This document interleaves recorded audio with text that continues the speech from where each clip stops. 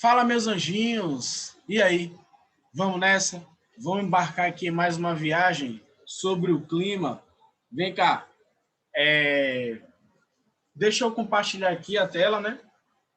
Vamos falar sobre massagear, mas ficou faltando algumas coisas importantes da última aula, né? Que a gente falou sobre os fatores. Galera, tira o print dessa parte que vai auxiliar vocês no estudo, tá? Complementa essa questão da latitude, da altitude, beleza? O que cada um significa, vocês printam, depois passem para o caderno de vocês. Maritimidade e continentalidade, também é a mesma coisa. Dá um print e coloca aí no caderno de vocês. Isso comentamos na última aula, tá certo? Correntes marítimas também falamos e as massas de ar. A aula de hoje ela vai ser específica para as massas de ar. Específica. Vamos ver aí tudo o que é que significa, tá? Vamos lá. Massas de ar. O que são as massas de ar? Massas de ar são grandes porções de ar da troposfera que apresentam características específicas de temperatura, pressão e umidade. Quando se movem, essas massas levam suas características às regiões para as quais se deslocam, para as quais migram, interferindo nas condições meteorológicas locais. Durante seu percurso, elas podem ter suas características modificadas, tornando-se mais ou menos úmida, resfriando-se ou aquecendo. Bom, então, como a gente viu na última aula, aquela questão da predominância da massa de ar, né?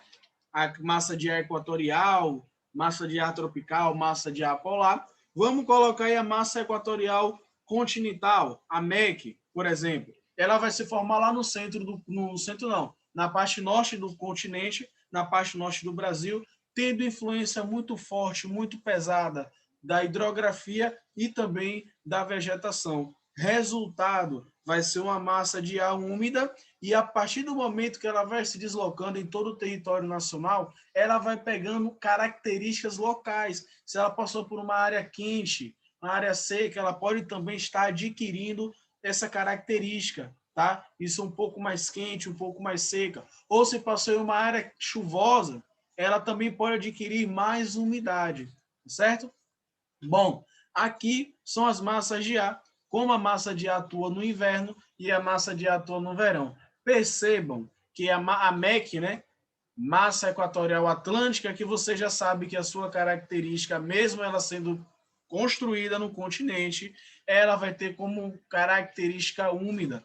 Então veja que a MEC ela vai levar umidade para praticamente todo o país, tá? Nordeste, Sudeste, beleza? Tendo até uma pequena influência ali na parte sul, ela vai interferir muito também na região centro-oeste, tá? Na região sul do país, nós teremos uma influência, a influência maior da MTA, isso no verão, tá? A massa tropical atlântica, no verão ela vai atuar mais no litoral brasileiro, do Nordeste, né, ali da parte da Bahia, pegando um pouquinho do sul da Bahia, até o Rio Grande do Sul, tá bom? Quando é inverno, percebam que a MEC, olha, eu vou circular aqui a MEC, o seu nível de abrangência, né, os locais em que se tocam, que levam essas características da umidade, ela vai se restringir somente à região norte. E a massa polar atlântica, olha aí, massa polar atlântica, ela vai levar a friagem, né, a questão de temperatura um pouco mais fria para todo o Brasil. Ok? Vamos continuar aqui. Massas de ar, né? São grandes bolsões de ar, ventos de escala planetária que se deslocam por diferença de pressão pela superfície terrestre, carregando consigo as características de temperatura, pressão e umidade da região que se originaram. Para que uma massa de ar se forme, é necessário que o ar fique estacionado durante algum tempo sobre uma região que tenha uma distribuição uniforme de temperatura, de modo para que o ar possa adquirir suas características. A essas regiões damos o nome de regiões de origem de massa de ar. Beleza? Olha aqui, muito importante para você estar marcando aí no seu caderno, ó, que o território brasileiro ele vai sofrer influência de 5 massas de ar. 5 massas de ar. a massa equatorial continental, massa equatorial atlântica, massa tropical continental, massa tropical atlântica e massa polar atlântica, beleza? Lembrem-se, né, que as massas de ar, elas vão se classificar em 3 grupos: massa equatorial, massa tropical, massa polar, tá? Equatorial, você já sabe aí que foi feita, né, foi originada na parte equatorial. Massa tropical foi originária na zona tropical e a massa polar, ela foi originária justamente nos polos. Tá bom? Deixa eu passar.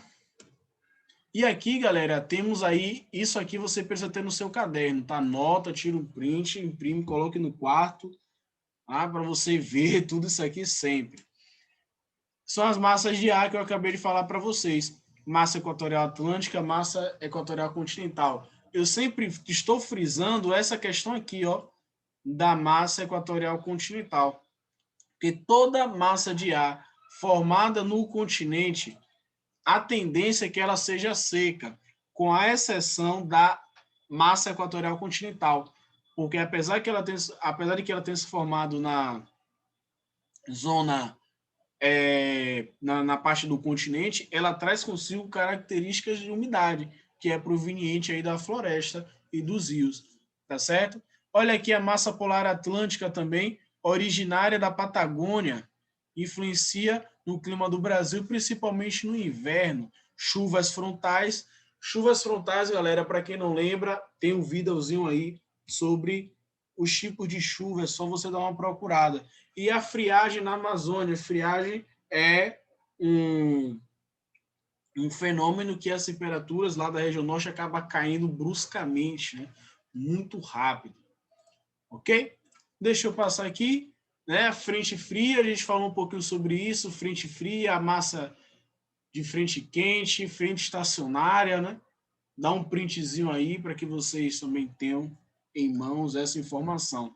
E aqui eu coloquei, né, um organogramazinho para que vocês tenham aí como se fosse um mapa mental, né?